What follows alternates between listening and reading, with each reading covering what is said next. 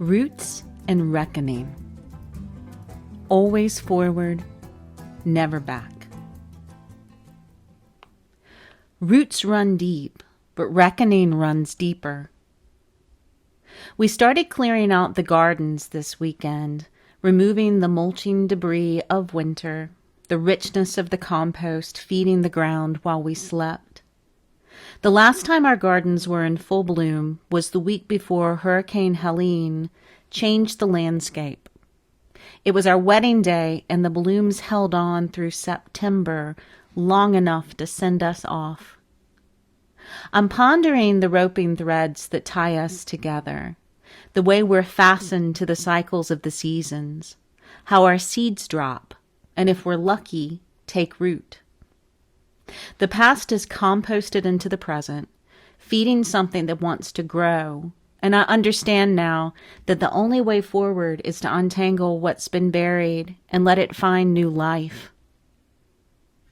I wrote last week about the time in my life when I had to make a decision to give my loyalty to the mountains or to the pavement.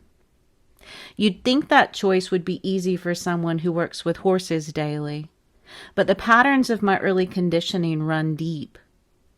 I had to take the methods of training and life that I had been given and sort through them to find what was valuable for me and what was not.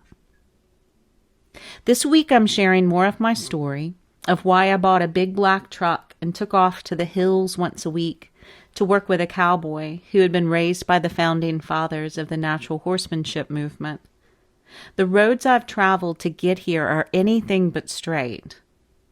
The reckoning is ongoing, and I'm okay with that. Let's get started.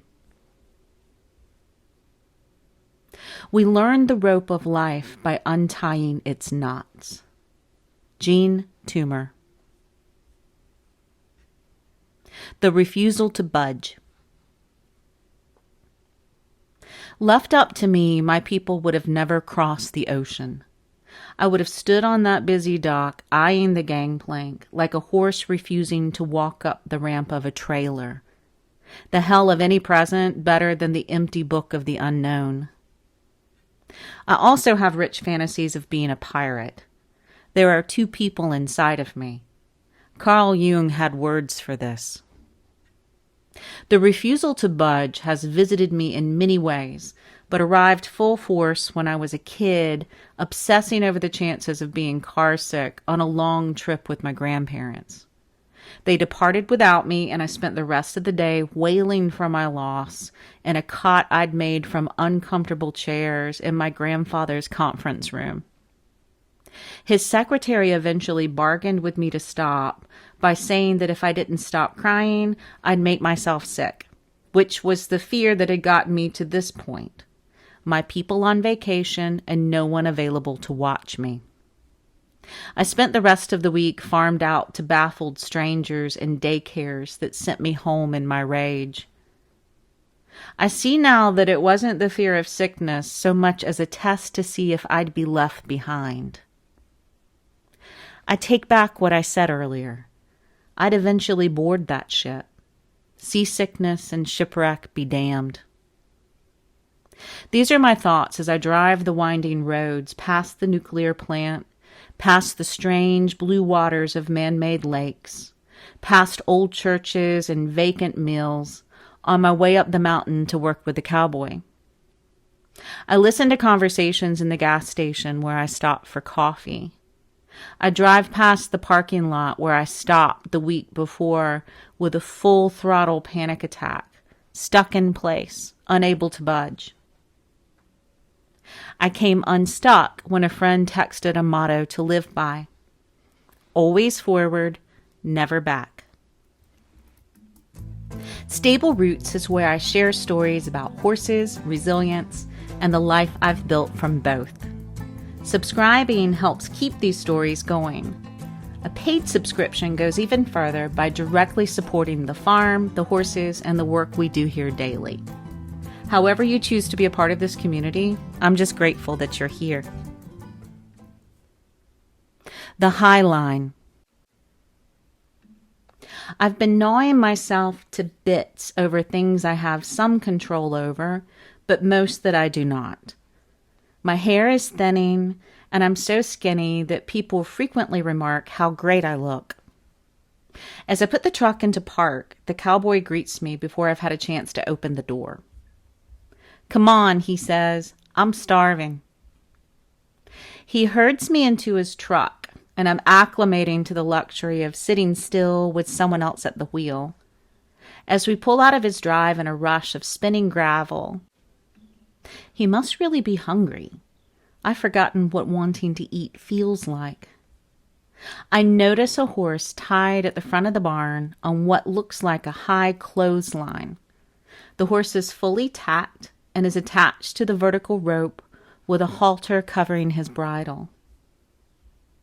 We travel some ways to a diner in the closest town. The main road is a line of vacant storefronts, tire shops, and loan sharks.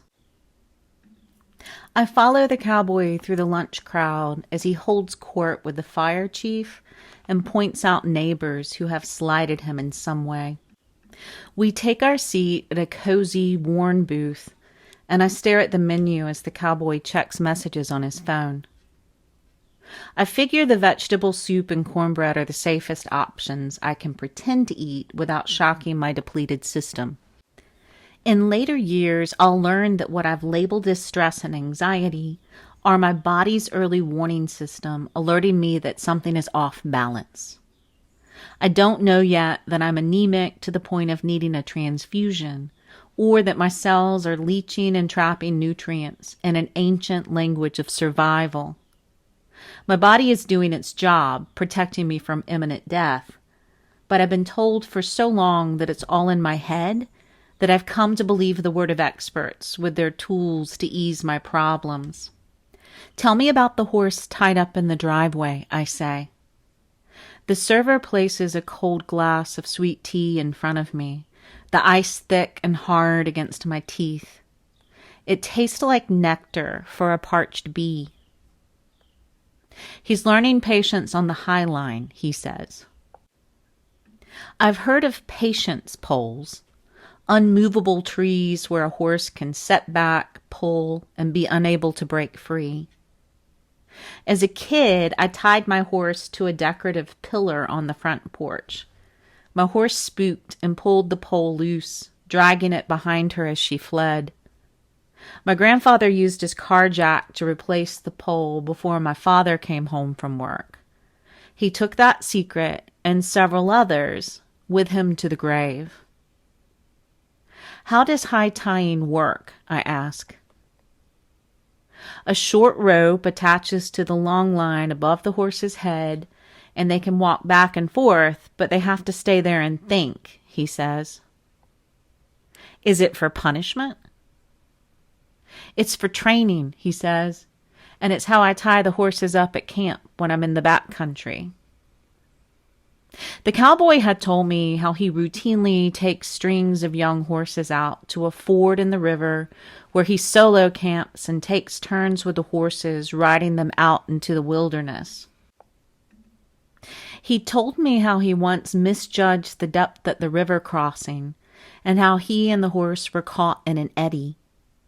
He told me how the only thing that kept him from drowning was grabbing onto the horse's tail as she lunged free of the current and pulled them to the safety of the bank. How her instinct saved them both. Have you ever wondered, I say, how it must be for the horses, learning to use their instincts for some things, but needing to shut them down for others? It's no different for the humans, he says. I put my spoon in the soup and I swirl it around, thinking about that eddy in the river ford and how bodies made for movement learn to be still. I think about the wild animal inside of me and how she's learned to act in a world ill-designed for instinct. I've forgotten how to feed myself. I take another bite of soup, and then I take another. My body at first says no, and then the sickness abates to hunger. Or maybe I've been reading hunger as sickness all along. I finish the bowl and I ask for another to go. I place the cornbread, greasy in wax paper, into my bag. The horses and the humans each make their way in a world designed for machines. Instinct. We ride out that afternoon to teach more patience to the highline horse that aches to run back to the safety of the barn. The cowboy slows him by backing him up through long stretches of hilly ground where the horse can only move in reverse. We ride down dirt roads and fields. We make circles around the bulk of big hay bales. We trot past the nitrogen stink of chicken houses. The late summer air is filled with motes of seed puffs arcing through the slanting light. I follow behind the cowboy on a steady horse that offers comfort to me and the young horse with the firm confidence of his presence. My horse has seen some things and come back changed. He's reliable and not startled by much.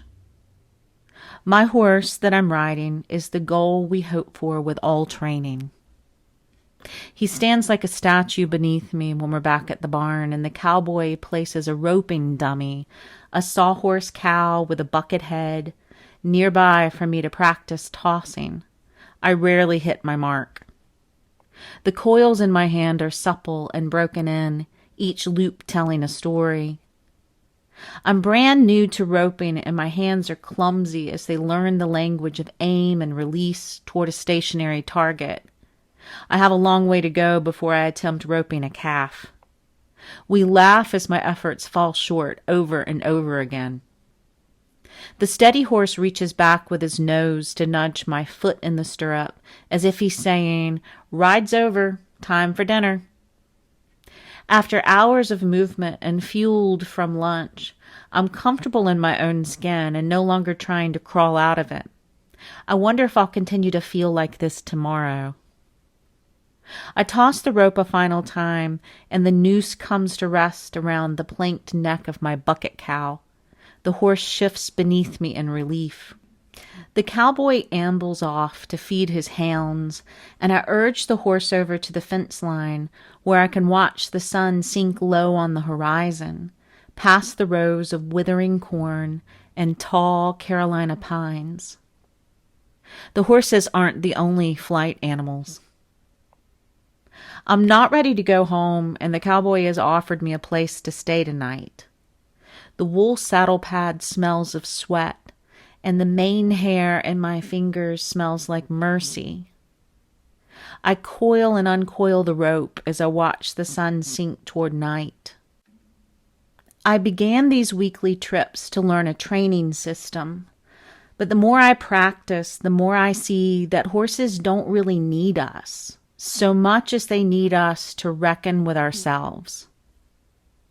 I've known this a long time, but putting it into practice is a different story. Field notes. Our upcoming subscriber Zoom gathering is next Thursday, March 27th at 6 p.m. Eastern. Be watching your inboxes for details. I look forward to seeing you all there. If my story calls to you, consider subscribing to Stable Roots. Free or paid, it's how I keep sharing these stories about horses, land, and the questions that don't have easy answers. Paid subscriptions also help support the horses and the farm that give back so much to our community. I also host a podcast called Relatively Stable. It's where I talk with people about the roads they've taken, the ones they've left behind, and the lessons they've learned along the way. If you're curious, you can listen to past conversations, like my recent deep dive with Low Country poet Jason Chambers, U.S. equestrian team great Kim Wildness, creative visionary Jane Pike, and my wise sister Tamar Reno. Upcoming, I'll be sharing a conversation with equine body worker Sue Laminzo. You can find all this and more if you go to the show notes for this voiceover or just click directly onto Stable Roots. Thank you for being here with me. I'm going to clear more garden beds and get ready for the incoming growing season and spend more time petting the new kitten. What are you doing with your week? Tell me your stories. And if you found something of value here this week, please comment, share, and spread the word about stable roots. Love, Kim.